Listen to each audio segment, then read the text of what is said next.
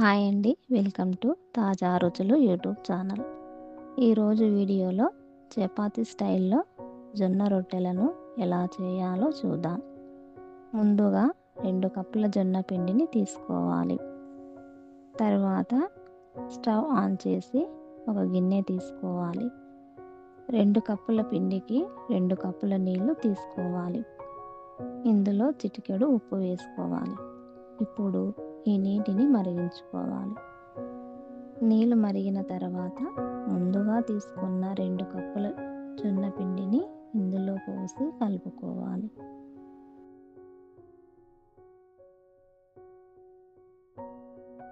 కొంచెం చల్లారిన తర్వాత రొట్టె చేసుకోవడానికి సరిపడ పిండిని తీసుకొని చేతితో రౌండ్గా చేసుకోవాలి.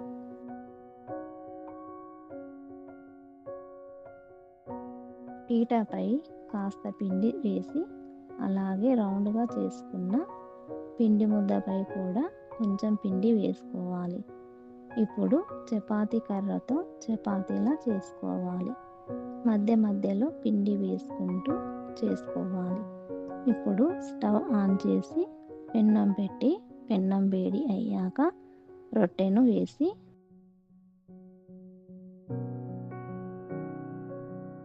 నీళ్లు చల్లుకోవాలి.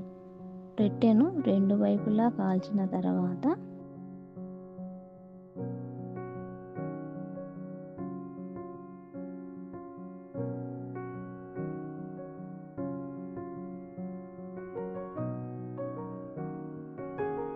ఒక ప్లేట్లోకి తీసుకోవాలి. మిగిలిన పిండిని కూడా ఇలానే చేసుకోవాలి.